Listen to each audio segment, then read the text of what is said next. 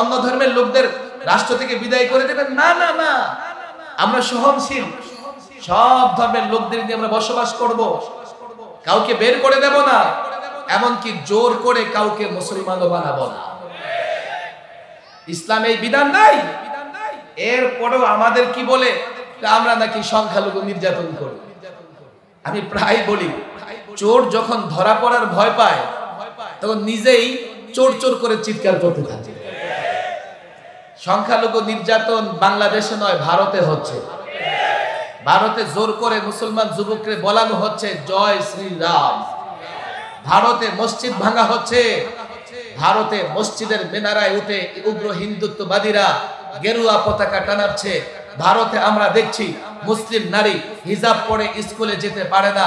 তাদের দেশে মুসলমান নির্যাতিত, তো তারা যখন ধরা পড়ার ভয় পায় তো বাংলাদেশের দিকে আঙ্গুল তুলে বলতে থাকে বাংলাদেশে সংখ্যালঘু নির্যাতিত হচ্ছে, বাংলাদেশে সংখ্যালঘু নির্যাতিত হচ্ছে। অথচ এদেশে জামাই আদরে বসবাস করে।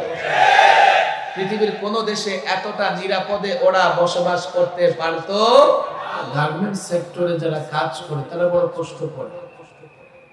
শুধু কষ্ট করে এমন নয়, বাংলাদেশে তারা সবচাইতে বেশি অবহেলিত, মালিকের কাছেও অবহেলিত, আবার সাধারণ মানুষের কাছেও অবহেলিত।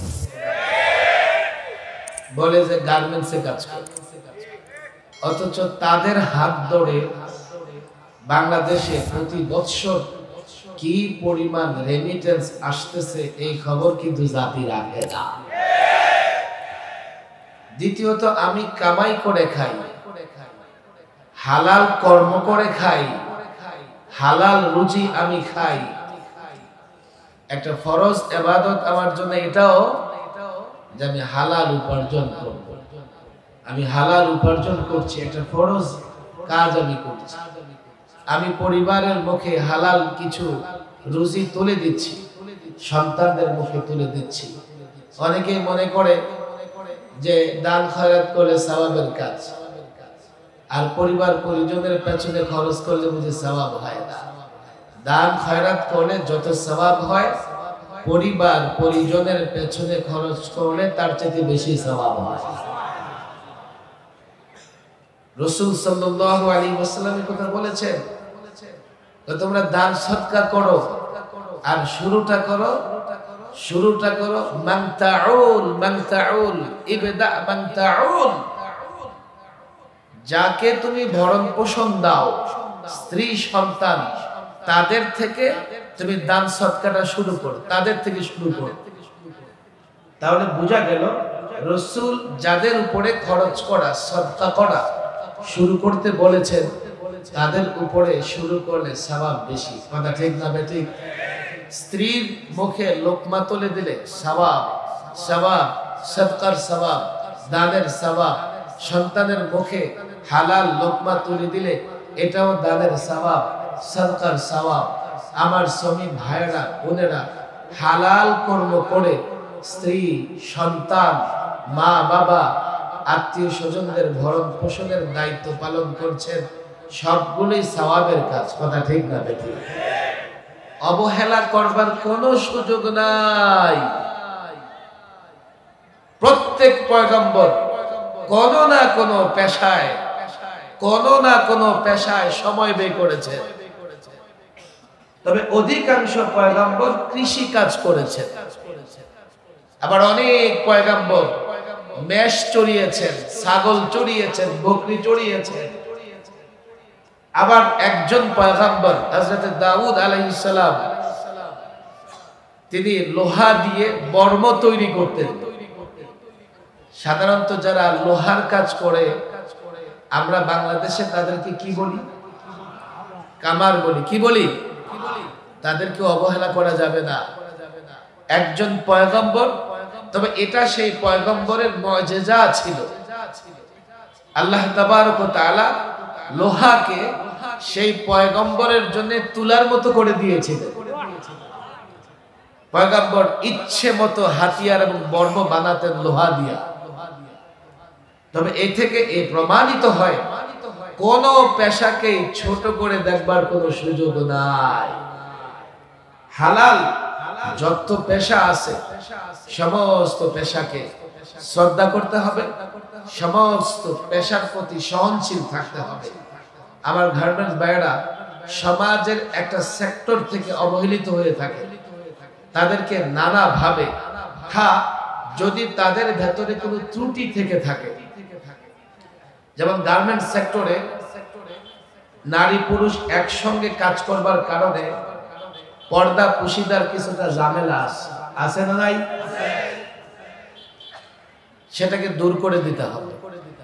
নারী পুরুষ যখন অবাধ মেলামেশা করে তখন একজনের প্রতি আরেকজনের যে জন্মগত আকর্ষণ, নারী পুরুষ বিপরীত লিঙ্গের হবার কারণে একজনের প্রতি যে আরেকজনের আকর্ষণ, সারা জীবন তাহাজ্জুদ পড়ে, দাড়িওয়ালা, বুজুর্গ, আলেম সব ঠিক আছে, কিন্তু নারী সামনে আসলে তার আকর্ষণ তৈরি হবেই। এ কথা বলে আল্লামা আহমদ শফি সাহেব বড় অপরাধ করে ফেলেছিলেন। ওনাকে ফেসিবাদেরা তেতুল হুজুর বলে নাম দিয়ে দিল। আল্লামা আহমদ শফি সাহেব কি বলেছিলেন? তেতুল দেখলে যে কারো জিবে পানি জমে, জমে কি জমে না? আবার যদি তেতুল খেয়ে, এমন বাচ্চারা করে কি করে না, তাতে তো জিব্বায় দেখেন সবার জিব্বায় পানি এসে।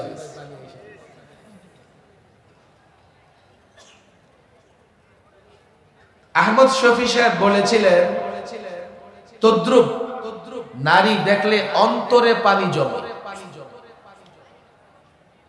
অন্তরে পানি জমে মানে অন্তরে সে নারীকে পাবার আকাঙ্ক্ষা ব্যক্ত করতে থাকে। যদি কেউ পুরুষ হয়ে থাকে, যদি কেউ পুরুষ হয়ে থাকে, নিঃসন্দেহে কোন নারী দেখলে তার অন্তরে শয়তান কুমন্ত্রণা দিবে এবং তার অন্তরে এক ধরনের পানি জমা হবে, এতে কোনো সন্দেহ নাই। এরপরে কি বললেন? হুজুরকে তেতুল হুজুর নাম দিয়ে দিলেন।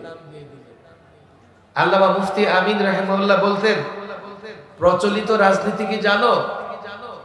अगर जरूरत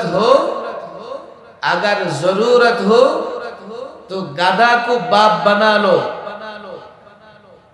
अगर जरूरत खत्म हो जाए बाप को गधा बना लो। প্রচলিত রাজনীতিবিদরা প্রয়োজনে দেখবেন শ্রমিককেও গিয়ে আব্বা আব্বা বলে। প্রয়োজন শেষ হয়ে গেলে তার গেটে কুত্তা লাগানো থাকে, এলাকার হাজী সাহেব তার গেট দিয়ে ঢুকতে পারে না। যে আহমদ শফি সাহেবকে তারা তেতুল হুজুর বলে গালি দিয়েছিলেন, পরে আবার জাতি দেখেছে মঞ্চে, স্টেজে সে আহমদ শফির পা ছুঁয়ে সালাম করার চেষ্টা করেছে। গার্মেন্টস সেক্টরে, শুধু গার্মেন্টস সেক্টরে নয়, কলেজ, ইউনিভার্সিটি, মাদ্রাসা, মসজিদ, যেখানেই শরীয়ত বিরোধী কোনো কিছু হবে সেটা নিয়ে আলোচনা করা মানে এই নয় যে সেই সেক্টরের বিরোধিতা করা। আলোচনা করার উদ্দেশ্য হচ্ছে যাতে ত্রুটিগুলো সংশোধন হয়ে যায়। কথা ঠিক না বেঠিক? সেই থেকে আমাদেরকে, আলেম ওলামাদেরকে দাঁড় করিয়ে দিল। ওরা নারীর অধিকার চায় না, ওরা গার্মেন্টস শ্রমিকদের পছন্দ করে না, ওরা গার্মেন্টস শ্রমিকদের মানুষই মনে করে না। ফেসিবাদের দোসরেরা গোটা বাংলাদেশে আমাদের বিরুদ্ধে প্রচার প্রপাগান্ডা চালিয়ে আমাদের আর শ্রমিকদের মুখোমুখি দাঁড় করানোর চেষ্টা করেছে। আজকের এই হাজারো জনতার সামনে আমরা বলি, গার্মেন্টস শ্রমিক আমাদের ভাই, তারা আমাদের বন্ধু, তারা আমাদের আপনজন, তারা আমাদের কাছ থেকে বিচ্ছিন্ন কেউ নয়। আমার সন্তান অপরাধ করলে আমি তাকে শাসন করি, আমার বন্ধু অপরাধ করলে আমি তাকে শাসন করি, আমার গার্মেন্টসের ভাই যদি অপরাধ করে আমি শাসন করবার অধিকার রাখি বটে, কিন্তু তাকে আমার কাছ থেকে বিচ্ছিন্ন করে দেওয়ার অধিকার রাখি না। আপনি দেখেন 1200 গার্মেন্টস শ্রমিক একসঙ্গে এত বিশাল এক সুন্দর আয়োজন করছেন, এটা এই এলাকার জিরাব এলাকার আশুলিয়ার জন্য বড় রহমত। কথা ঠিক না বেঠিক? এই শ্রমিক ভাইরা যদি চাইতেন, আজকে তো 16ই ডিসেম্বর, যে 16ই ডিসেম্বরে আমরা ব্যান্ড শোর আয়োজন করব, তো 1200 শ্রমিক মিলে যদি ব্যান্ড শোর আয়োজন করতো, এলাকায় কেউ ঠেকাইতে পারতো না। শুধু তাই না, তখন তাদেরকে আরো বেশি উৎসাহ দেওয়া হতো, তাদেরকে আরো বেশি সম্বর্ধনা দেওয়া হতো, পয়সাও বেশি করে দেওয়া হতো। অথচ কাজটা নাজায়েজ। সেই জায়গায় আমার এই শ্রমিক ভাইয়েরা এত সুন্দর মাহফিল আয়োজন করেছেন, তাদের জন্য দোয়া করব তো ইনশাআল্লাহ, দোয়া করব তো ইনশাআল্লাহ। আমি শুনেছি ওলামা একরাম তাদেরকে সহযোগিতা করছেন। আমি এলাকার আলেমদের বলবো, একেবারে কোনো ধরনের স্বার্থ ছাড়া, সুনাম সুখ্যাতি পদ পদবি ছাড়া আমার এই ভাইদের পেছনে আপনারা মেহনত করবেন। আমি ওপেন বলি, সব কথা ওপেন বলা যায় না, যেহেতু অনেক ওলামা একরাম এখানে আছেন, আমার এখানে অনেকগুলো ক্যামেরাও আছে। আমাকে একদিন, আপনাদের কষ্ট হচ্ছে না তো? একটু চুপচাপ থাকতে হবে। আমাকে একদিন এক বুদ্ধিজীবী বললেন, এক টকশোর ফাঁকে তার সঙ্গে কথা হচ্ছে, যে হুজুর আপনারাও ব্যর্থ, আমরাও ব্যর্থ। আমি বললাম, আমরা কিভাবে ব্যর্থ? 90% মুসলমান, অথচ এদেশে আপনারা ইসলাম প্রতিষ্ঠা করতে পারেন না। দেশের 90% মুসলমান, অথচ কোরআন প্রতিষ্ঠার জন্য আন্দোলন করা লাগে, সংগ্রাম করা লাগে। 90% মুসলমানের দেশে টুপি দাড়ি রাখলে জঙ্গি গালি খাওয়া লাগে। কত কথা, ব্যথাও অনেক। এই অন্তরটা ব্যথায় ব্যথায় ক্ষত বিক্ষত হয়ে গেছে। গত 16 বৎসরে সবচাইতে বেশি টর্চার জুলুম সহ্য করেছে ওলামায়ে কেরাম। আমি একটা ক্ষুদ্র মানুষ, আমিও 3-3 বার সরকারি মেহমান ছিলাম। সর্বশেষ 21, 22, 23-এর একটা অংশ ইচ্ছে মতো তারা মেহমানদারি করছে, খুব খাতির যত্ন করছে, 1.5-2 মাস রিমান্ডে রেখেছে। আমি এখনো রিমান্ডের দিনগুলোর কথা বলতে পারি না। রিমান্ডে এক জোড়া কাপড় পরে থাকতে হয়, ক্যামেরা লাগানো। এসপি বলে, ডিসি বলে, হুজুর উল্টাপাল্টা করবেন না, এই ক্যামেরা দিয়ে কিন্তু ওই পুলিশ হেডকোয়ার্টার থেকে আপনাকে দেখতেছে, কিচ্ছু দেওয়া যাবে না, আপনার উপর বড় কড়াকড়ি নজর রাখতে বলেছে। এক জোড়া কাপড় পরে রিমান্ডের রুমে সারাদিন তো বসে থাকা যায়, ঘোরাফেরা করা যায়, রাত্রে ঘুমাবেন, অন্তত মাথাটা রাখার তো জায়গা লাগে। মাথা রাখবেন কোথায়? ওই পানির বোতল, 2-2.5 লিটারের পানির বোতল, আমাদের খাবার জন্য যে পানি দেওয়া হতো, এই বোতলটা মাথার নিচে দিয়া কিছুক্ষণ ঘুমানোর চেষ্টা করতাম। মাঝে মধ্যে খুব ভালো ঘুম হয়ে যেত, কিন্তু ঘুম থেকে উঠে দেখতাম বোতলের রেখাগুলো মাথার মধ্যে ঢুকে গেছে। গত 16 বৎসরে সবচাইতে বেশি জুলুম সহ্য করেছে ওলামায়ে কেরাম। আল্লামা মুফতি আমিন রাহিমাহুল্লাহকে গৃহবন্দী করার মাধ্যমে তারা জুলুম শুরু করে। আল্লামা মুফতি আমিন রাহিমাহুল্লাহ 21 মাস মৃত্যু পর্যন্ত গৃহবন্দী ছিলেন। গৃহবন্দী রেখে তিলে তিলে তাকে মৃত্যুর মুখে ঠেলে দেওয়া হয়েছিল। কথা অনেক, ব্যথাও অনেক, কিন্তু হাতে সময় কম, যার জন্য ব্যথার জায়গা বিস্তারিত আলোচনা করা যায় না। 16 বৎসরে এতটা ষড়যন্ত্র হয়েছে টুপি দাড়িওয়ালাদের বিরুদ্ধে। হঠাৎ একদিন পত্রিকা ইশতেহার, বিজ্ঞাপন। কি বিজ্ঞাপন? জঙ্গিবাদের আলামত। কি আলামত জঙ্গিবাদের? দেখা হলে যদি বলে আসসালামু আলাইকুম, এরপরে মাশাআল্লাহ, জাযাকুমুল্লাহ, আলহামদুলিল্লাহ। টাকনুর উপরে কি করে? টাকনুর উপরে কাপড় পরে, ধর্মীয় বই পুস্তক ইত্যাদি সাথে রাখে। এগুলো সব জঙ্গিবাদের আলামত এবং বিজ্ঞাপন পত্রিকায়ও ছাপা হয়েছে। আর আমার কলেজ ইউনিভার্সিটির ছেলেরা আমাদের কাছে এসে চোখের পানি ছেড়ে দিয়েছে, হুজুর দাড়ি রাখি, নামাজের সময় এই তো ক্যাম্পাসের মসজিদে গিয়ে নামাজ পড়ি, বন্ধু বান্ধব কত কটূক্তি করে, কত কটূক্তি করে, সমস্ত কটূক্তি বরদাস্ত করে দাড়ি রেখেছি। এখন তো ভয় লাগতেছে, দাড়ি রাখা নাকি জঙ্গিবাদের আলামত। কখন জানি দাড়ি রাখার অপরাধে আমাকে জঙ্গিবাদ বানিয়ে জেলে ঢুকায় ফেলে। হয়েছে তাই, আমি নিজে জেলখানায় দেখেছি অসংখ্য যুবক, এমনকি হেফজখানার ছাত্র, তাকে পর্যন্ত জঙ্গিবাদের মামলায় বছরের পর বছর জেলখানায় আটকে রেখে টর্চার করা হয়েছে, নির্যাতন করা হয়েছে, জুলুম করেছো, তোমাদের পরিণাম হয়েছে ভয়াবহ। 53 বছরে ক্ষমতা ছেড়ে কাউকে পালাতে হয় নাই, আর তোমরা ক্ষমতা ছেড়ে এক মুহূর্ত দেশে থাকতে পারো না।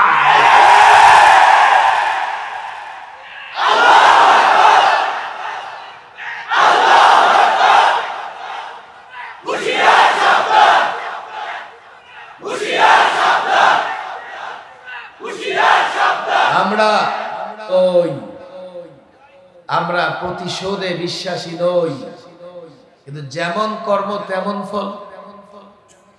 যেমন কর্ম, কাজই করেছো এমন, বাস তোমরা তার পরিণতি ভোগ করবে। মনে করছো, কেউ মনে করছে এই তো ট্রাম্পের ছবি নিয়ে ফিরে আসছে, কেউ মনে করতেছে নরেন্দ্র মোদীর কাঁধে চড়ে ফিরে আসতেছে। ছাত্র জনতা, যুবক, শ্রমিকরা বলি, শোনো, যে পথে ফেরাউন গেছে, হযরত মূসা আলাইহিস সালামের যুগের ফেরাউন যে পথে গেছে, যুগে যুগে ফেরাউনের অনুসারী ফেরাউনও সে পথে যায়। ফেরাউনকে আল্লাহ তাবারক ওয়া তাআলা নিদর্শন বানিয়েছেন। ফেরাউনের উত্তরসূরি যারা, তাদেরকে আল্লাহ নিদর্শন বানিয়ে দিবেন। আর যাদেরকে আল্লাহ তাবারক ওয়া তাআলা গজবে ফেলে নিদর্শন বানান, তারা কখনো ফিরে আসতে পারে না। খামাখা দেশকে অস্থির করতেছে, খামাখা দেশকে অস্থির করতেছে। এখনো তারা তাদের অপরাধের জন্য অনুতপ্ত নয়।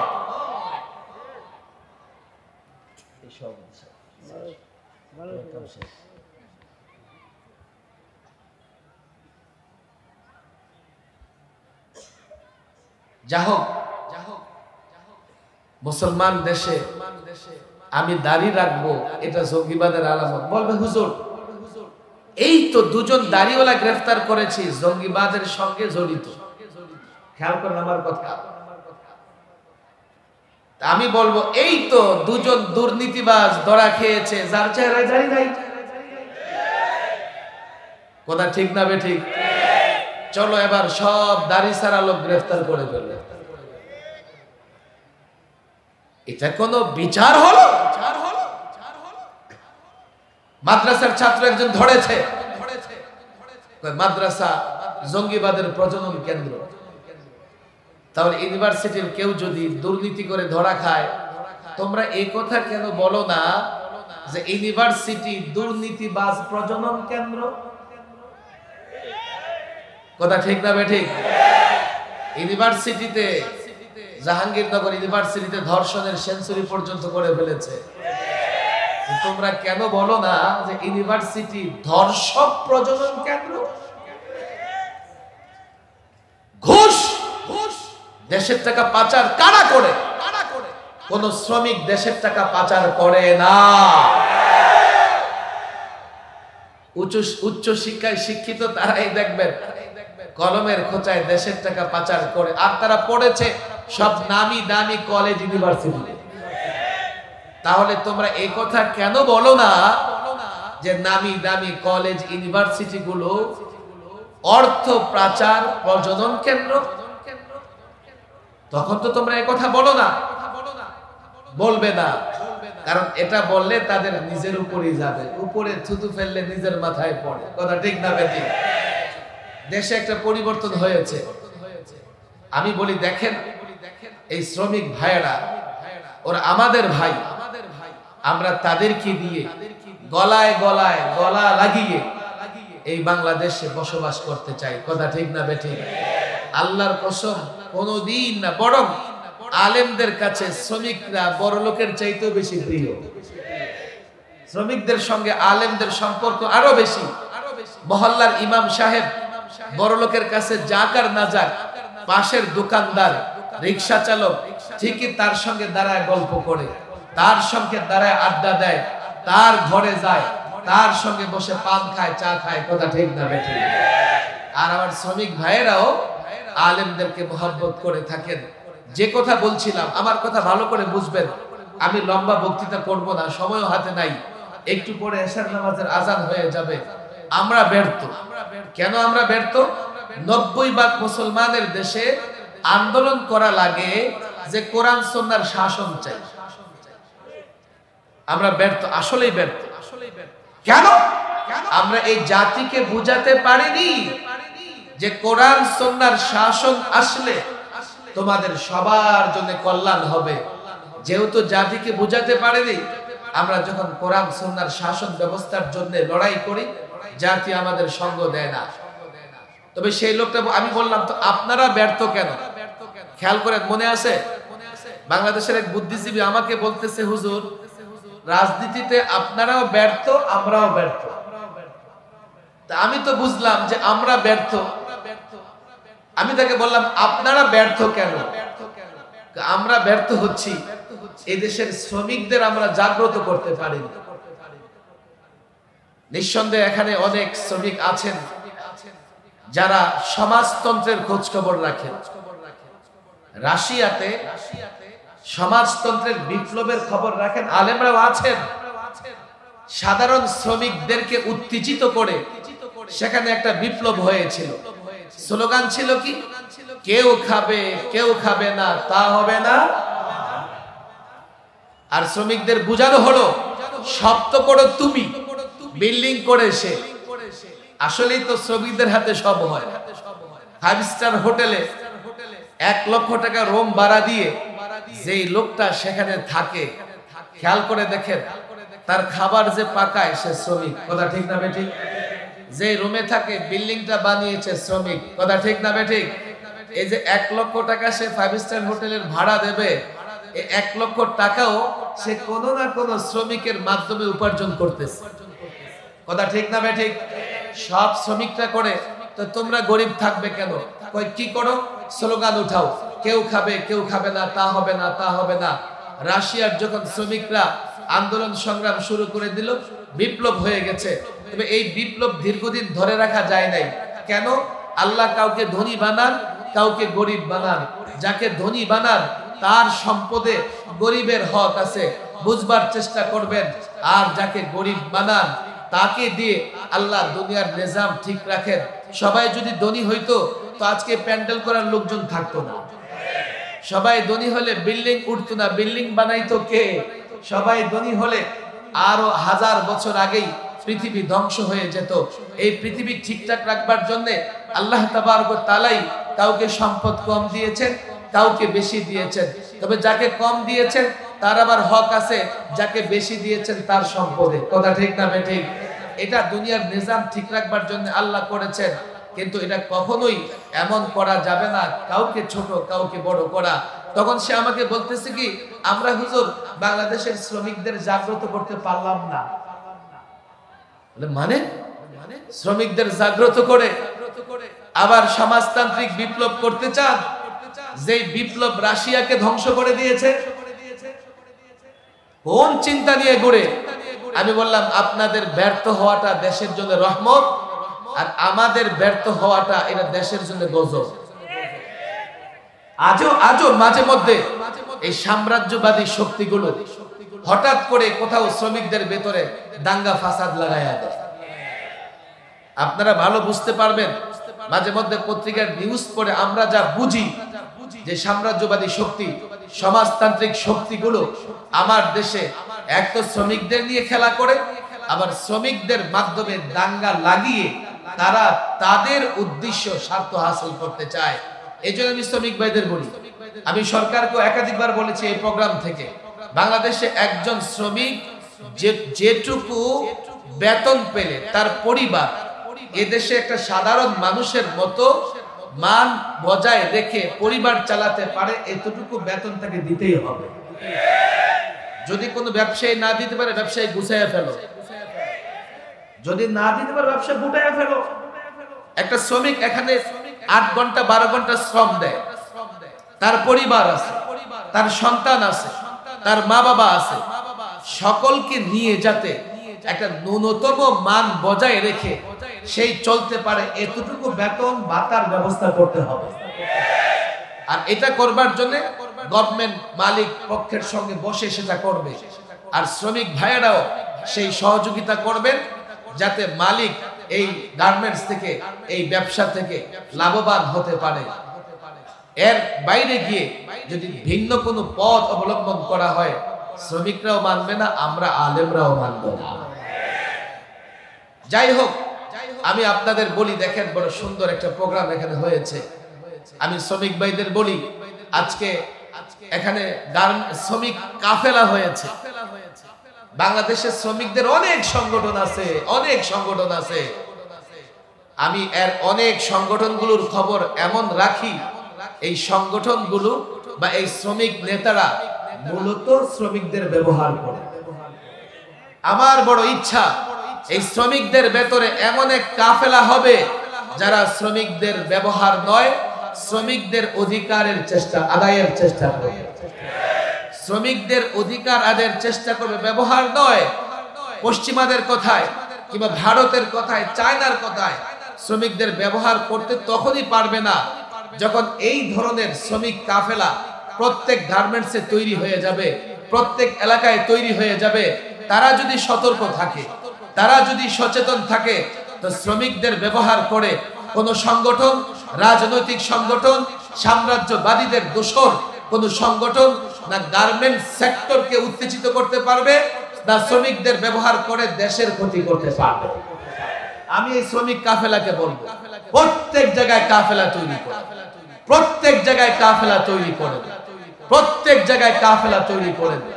যারা রাজনৈতিক দল কিংবা মতাদর্শের ঊর্ধ্বে উঠে শ্রমিকের কল্যাণ, শ্রমিকের অধিকার এবং দেশের অধিকারের জন্য কাজ করবে, দরকার আছে না নাই? আমার দিকে খেয়াল করেন, আমি শ্রমিক ভাইদের বলি, দেখো তোমরা সংগঠন করো। যদি তোমরা সংগঠন না করো তো অন্যরা সংগঠন করে তোমাকে সেই সংগঠনে নিয়ে যাবে।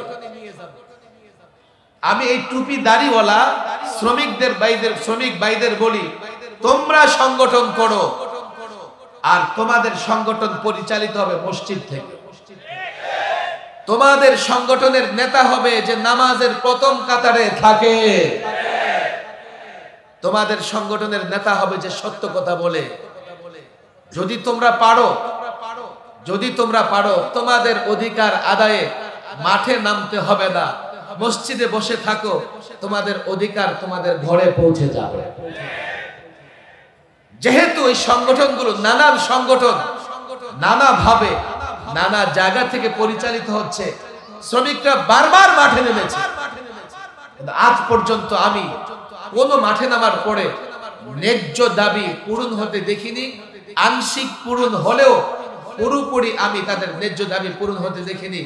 ওলামা ইকরামদের ধন্যবাদ দিতে হয়, আশুলিয়ার ওলামা ইকরামদের। আমার শ্রমিক ভাইয়েরা সারাদিন গার্মেন্টসে কাজ করেন আর তাদের সন্তানদেরকে মাদ্রাসায় রেখে যান, কথা ঠিক না বেঠিক? আমি আলেমদের বলবো, গলিতে গলিতে মাদ্রাসা বানান।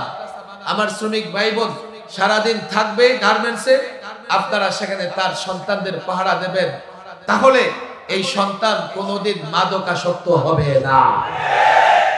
না হলে এই সন্তানদের কিন্তু বাঁচাতে পারবো না। শ্রমিকের ছেলে শ্রমিকই থাকবে কেন?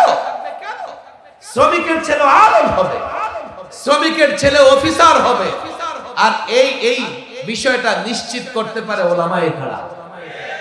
আপনারা প্রাথমিক শিক্ষা এমন ভাবে দিয়ে দেন, একটা সন্তানকে মানুষ বানিয়ে দেন, যাতে পরবর্তীতে সে দেশের নেতৃত্ব দিতে পারে, পরবর্তীতে সমাজের নেতৃত্ব দিতে পারে। আমি আপনাদের কাছে একটা আবেদনই জানিয়ে যাই, হে ভদ্র, হে যুবকেরা, নামাজি যুবকেরা, দাড়ি টুপিওয়ালা যুবকেরা, তোমরা অন্য যুবকদের নিয়ে সংগঠিত থাকো।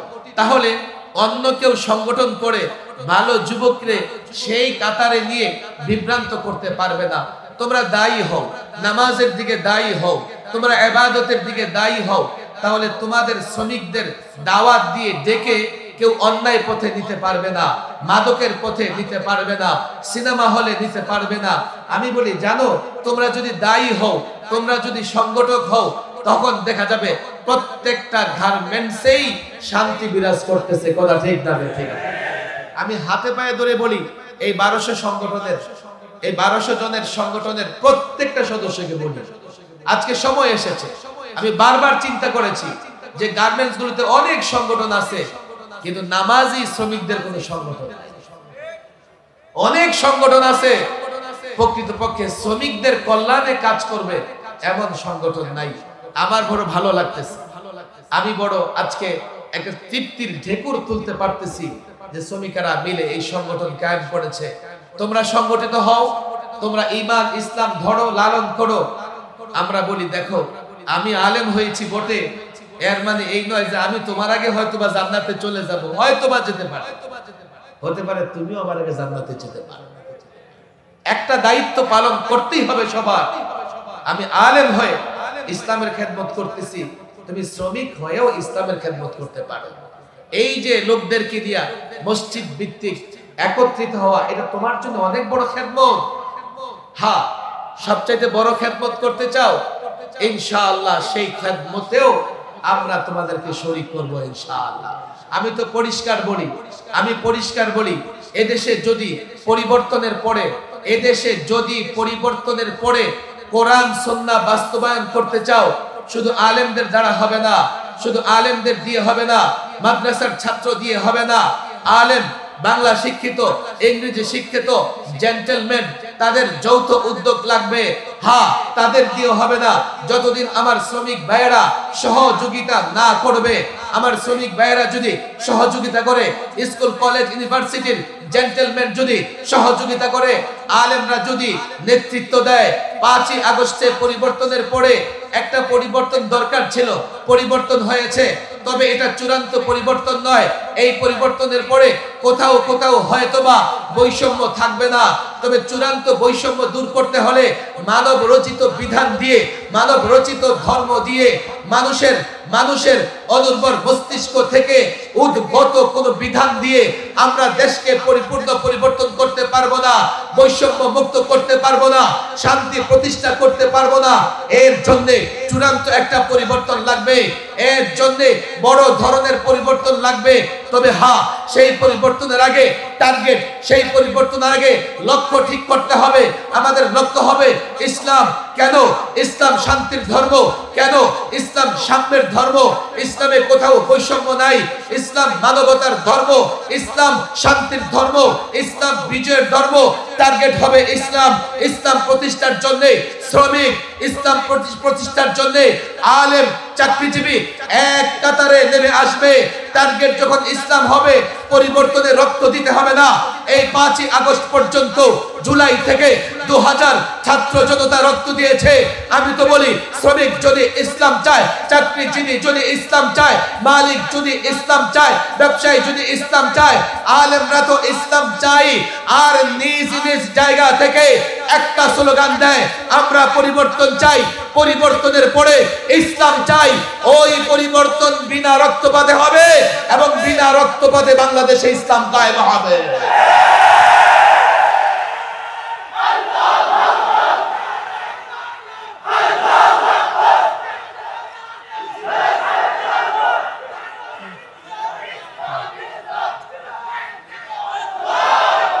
আমি তো পরিষ্কার বলি, আমার শ্রমিক ভাইদের বলি, আলেম ওলামা ছাত্র জনতাকে বলি, তোমরা সমাজতন্ত্র প্রতিষ্ঠায় কাজ করো, তোমরা ন্যাশনালিজম প্রতিষ্ঠায় কাজ করো, তোমরা সেকুলারিজম প্রতিষ্ঠায় কাজ করো। আমার বাংলাদেশ এমন একটা দেশ, যেই দেশের সংবিধানে তিনটা ইজম আছে, তিনটা মতবাদ আছে। আলেমদের বলি, আমার দেশের সংবিধানে সেকুলারিজম আছে, কুফরি মতবাদ। আমার দেশের সংবিধানে ন্যাশনালিজম আছে, বাতিল মতবাদ। আমার দেশের সংবিধানে ডেমোক্রেসি আছে, বস্তু পূজারীদের মতবাদ। আমার দেশের সংবিধানে ইসলাম আছে বটে, বিসমিল্লাহ নাই। আমার দেশের সংবিধানে ইসলাম আছে বটে, আল্লাহর উপর আস্থা বিশ্বাস নাই।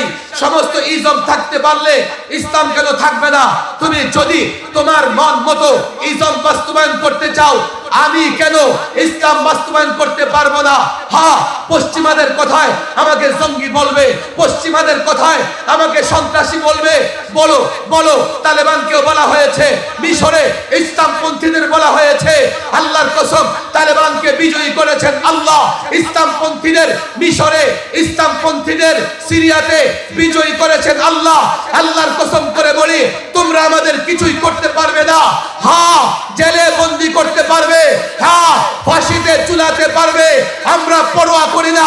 আমরা মনে করি আমাদের কল্যাণ যদি আল্লাহর পথে শহীদ হই, আমাদের কল্যাণ যদি জেলখানায় আবদ্ধ হই। বাধা দিবে, বাধা দাও, আবদ্ধ করবে, আবদ্ধ করো। আল্লাহর কসম, ওলামাদের বলি, 16 বছর ফেসিবাদকে ছেড়ে কথা বলি নাই, এখনো কাউকে ছেড়ে কথা বলবো না। এই জমিনে যতদিন আল্লাহর বিধান বাস্তবায়ন না হবে, একদিনের জন্য ময়দান ছাড়বো না, ছাড়বো না।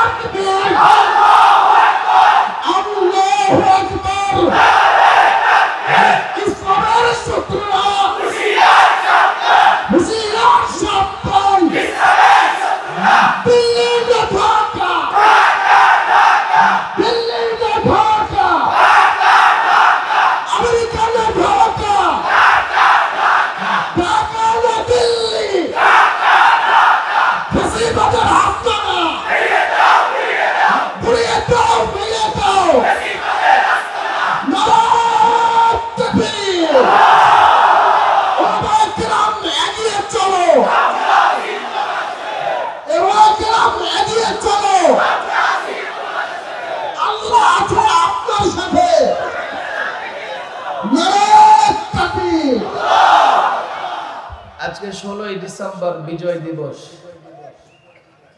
71-এ একটু বুঝবার চেষ্টা করেন। 71-এ রক্তক্ষয়ী এক যুদ্ধের পরে 16ই ডিসেম্বর বাংলাদেশ চূড়ান্তভাবে বিজয় লাভ করেছে। এখন অনেকেই 71-কে ইসলামের বিরুদ্ধে দাঁড় করাইতে চায়, বলে মুক্তিযুদ্ধের চেতনা কেন এই ইসলাম থাকবে রাষ্ট্রে, তো অন্য ধর্মের লোকেরা যাবে কোথায়? ওদের কাছে মুক্তিযুদ্ধের চেতনা হচ্ছে ইসলাম শেষ করে ফেলা।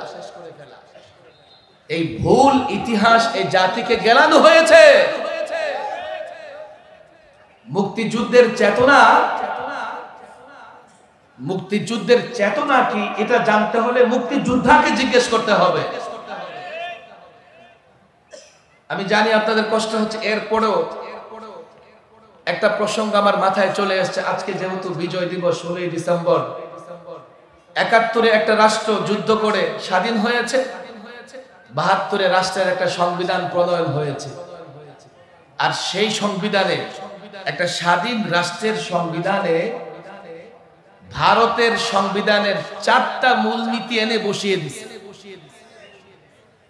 আর একটা মূলনীতি ছিল সেকুলারিজম, ধর্ম নিরপেক্ষতাবাদ। বুঝবার চেষ্টা করেন। আর সেই 4 মূলনীতি বাংলাদেশের সংবিধানে বসিয়ে দিয়ে সেকুলারিজম এনে মূলত 72-এই মুক্তিযুদ্ধের চেতনাকে নষ্ট করে দেওয়া হয়েছিল। বলবেন কেন? আমরা এই দেশটা পেয়েছি ইসলামের জন্য, দেশটা পেয়েছি ইসলামের জন্য। বলবেন হুজুর কিভাবে? ব্রিটিশ যখন ভারত ছেড়ে যায়, বুঝার চেষ্টা করেন, তখন এই 2000 কিলোমিটার দূরত্ব, এই পাকিস্তান ওই পাকিস্তান, এই দুইটাকে একটা রাষ্ট্র কেন বানানো হলো? অথচ কোনো সড়ক পথ নাই, জাহাজে যাওয়া লাগে, মাঝখানে 2000 কিলোমিটারের ব্যবধান। এই দুইটা অংশকে একটা রাষ্ট্র কেন বানানো হলো? এই রাষ্ট্রের লোকেরাও মুসলমান, ওই রাষ্ট্রের লোকেরাও মুসলমান। কেউ বলে না ভাষার কারণে, তাদের ভাষা উর্দু, আমাদের ভাষা বাংলা। ভাষার কারণে যদি আমরা এই ভূখণ্ড পেতাম 47 সালে, তো আমরা থাকতাম ক্যালকাটার সঙ্গে, না হলে থাকতাম কার সঙ্গে? আসামের সঙ্গে। আর ক্যালকাটার আসামের হয়ে আমরা যদি দিল্লির অধীনস্থ থাকতাম, 71 তো দূরের কথা, কত 71 যাইতো, আমরা দেশকে স্বাধীন করতে পারতাম না। 47-এ মুসলিম রাজনীতিবিদ এবং আলেমরা কি চেয়েছেন? তারা চেয়েছেন মুসলমানদের জন্য আলাদা একটা ভূখণ্ড লাগবে, যেখানে মুসলমানেরা নিরাপদে তাদের ধর্ম কর্ম পালন করতে পারে। তাহলে এই ভূখণ্ড তো পেয়েছি ইসলামের জন্য, এই ভূখণ্ড পেয়েছি ইসলাম প্রতিষ্ঠা করব বলে। সেকুলারিজম, ধর্মহীনতা, পৌত্তলিকতা, মূর্তি পূজা তোমরা কোথায় পেলে? বলে তাহলে কি অন্য ধর্মের লোকদের রাষ্ট্র থেকে বিদায় করে দেবেন? না না না, আমরা সহনশীল, সব ধর্মের লোকদের নিয়ে আমরা বসবাস করব, কাউকে বের করে দেব না, এমনকি জোর করে কাউকে মুসলমানও বানাবো না। ইসলাম এই বিধান নাই। এরপরেও আমাদের কি বলে? আমরা নাকি সংখ্যালঘু নির্যাতন করি। আমি প্রায় বলি, চোর যখন ধরা পড়ার ভয় পায়, তখন নিজেই চোর চোর করে চিৎকার করতে থাকে।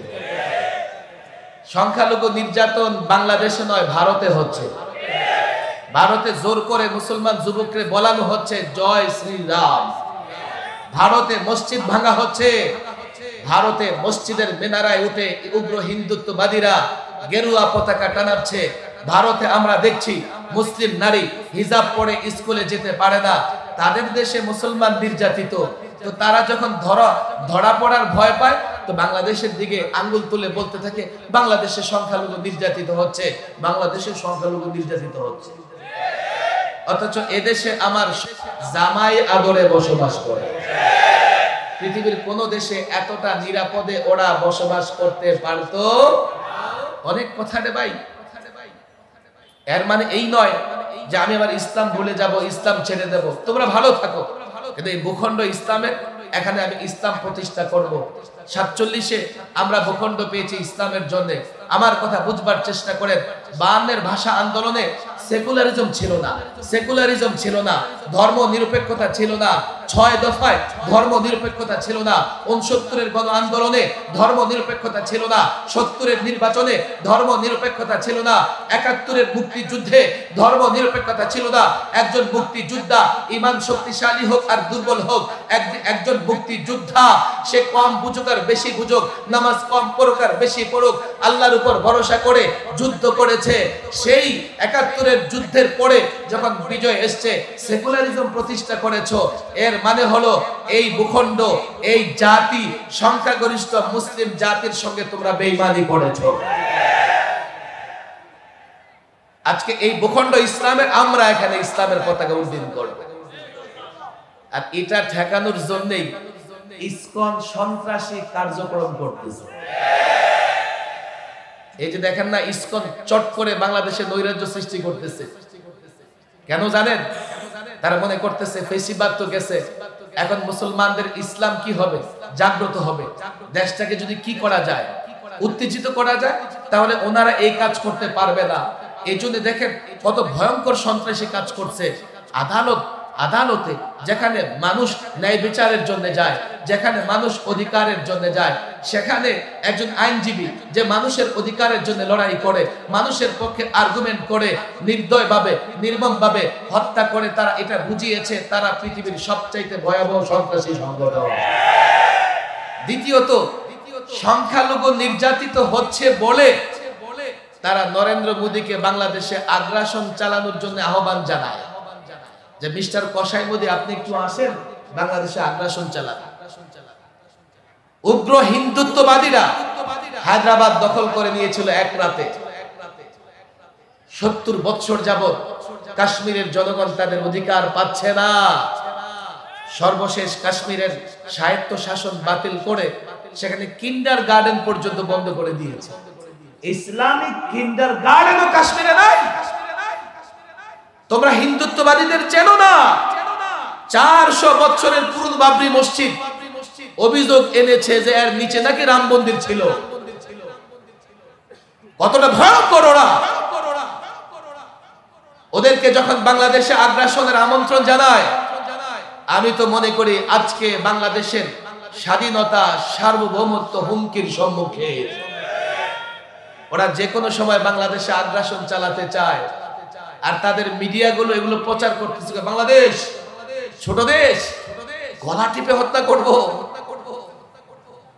দেশটা ছোট, কিন্তু 16 কোটি মুসলমান। একটা মুসলমান অ্যাটম বোমার চাইতে শক্তিশালী। আমার এই মুসলমান জানে না, ওরা ঠিকই জানে। এখনো মোহাম্মদ বিন কাসিমের নাম শুনলে, ওই গরুর পেশাব খোরেরা আরো 7 গ্লাস বেশি পেশাব খায়। একজন 17 বছরের কিশোর যুবক দিল্লিতে ইসলামের পতাকা উড্ডীন করেছে। মুসলমানদের তারা বলে আপনাদের অস্ত্র কোথায়, আপনাদের বাহিনী দুর্বল। হ্যাঁ, মুসলমান অস্ত্রের বলে লড়াই করে না, মুসলমান বাহিনীর বলে লড়াই করে না, মুসলমান লড়াই করে ইমানি এবং ইসলামী শক্তিতে। দুটো এক্সাম্পল তো আমি বললাম একটু আগে। আরে আফগানিস্তানে 20টা বছর এত ভয়াবহ হাইড্রোজেন বোমা নিক্ষেপ করেছে। বোমাটা পাহাড়ের চূড়ায় পড়ে একেবারে মাটিতে লেগে পুরো পাহাড়টাকে উপরের দিকে তুলে ফেলে। 20 বছর বোমা নিক্ষেপ করে তার আফগানকে শেষ করতে পারে নাই। যেদিন আফগানি স্বাধীনতাকামী শান্তিকামী তালেবানরা রুখে দাঁড়িয়েছে, আমেরিকার সোলজার, নেটোর সোলজাররা লুঙ্গি গামছা নিয়ে পালাবার পথ খুঁজে পায় না। বিমানের ছাদে উঠেছে, পাখায় উঠেছে, কার্গো বিমানের মেঝেতে বসে আছে। আমাদের শক্তি ঈমান, ইসলাম। আমি তো বলি বাংলাদেশের রাজনৈতিক দলের নেতাদের বলেছি, রাজনৈতিক দলের নেতাদের কর্মীদের বলেছি, তোমরা পারবে না, তোমরা নতজানু হয়ে যাবে, তোমরা আপোষ করে ফেলবে, তোমরা দেশ ছেড়ে পালাবে। কেন? তোমরা ইসলামকে শক্তি মনে করো না, তোমরা ঈমানকে শক্তি মনে করো না, অথচ তোমাদের হাতে অস্ত্র নাই, তোমাদের বাহিনী দুর্বল। আমরা মুসলমান, আমাদের শক্তি ঈমান। আমরা মুসলমান, আমাদের শক্তি ইসলাম। ইসলাম ঈমানের বলে যদি এই মুসলমান শ্রমিক, আলেম, চাকরিজীবী, মালিক এক কাতারে দাঁড়িয়ে যায়, আল্লাহর কসম করে বলি, ভারত তাদের মিত্র ইসরায়েল, ইহুদি একত্রিত হয়ে যদি কোন মুসলিম দেশে আগ্রাসন চালায়, আল্লাহর কসম ভারত টুকরা টুকরা হয়ে যাবে, মুসলমানদের কিছুই হবে না। আমরা দেশকে হেফাজত করব, আমরা এই দেশকে রক্ষা করব। কেন রক্ষা করব? 1500 বছর আগে আল্লাহর পয়গম্বর মুহাম্মদ আরবি মদিনাকে হেফাজত করেছিলেন। মদিনাতুল মুনাওয়ারাকে ধ্বংস করবার জন্য মদিনার চতুর্পাশে কাফের, মুশরিক, ইহুদি, নাসারা, মদিনার ভেতরের মুনাফিক, গজওয়ে আহজাব সমস্ত গোত্র, দল, উপদল একত্রিত হয়ে মদিনা আক্রমণ করেছিল। আল্লাহর কসম করে বলে, সাহাবায়ে কেরাম আল্লাহর নবীর পরামর্শে, আল্লাহর নবীর আনুগত্যে, সালমান ফারসির পরামর্শে মদিনার চতুর্পাশে খন্দক খনন করেছেন, গর্ত খনন করেছেন।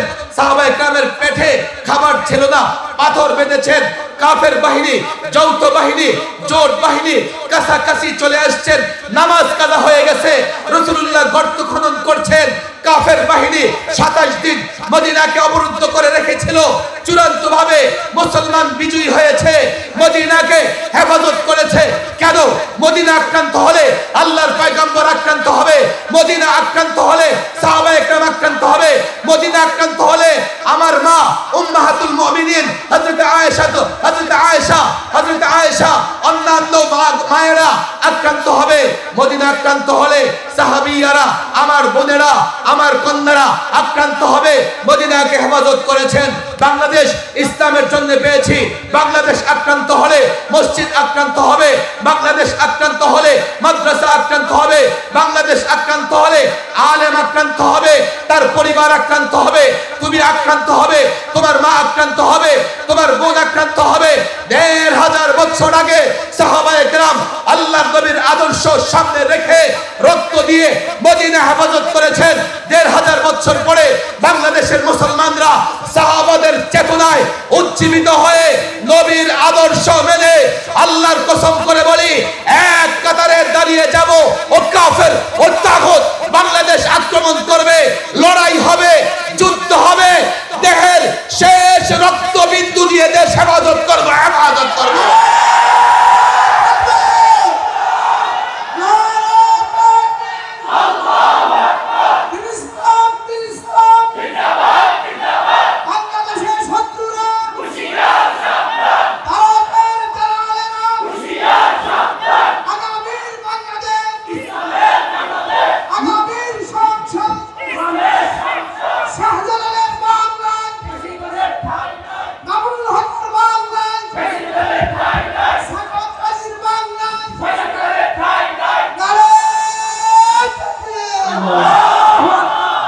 হেফাজতের জন্য ওলামাদের সঙ্গে থাকবো তো ইনশাআল্লাহ।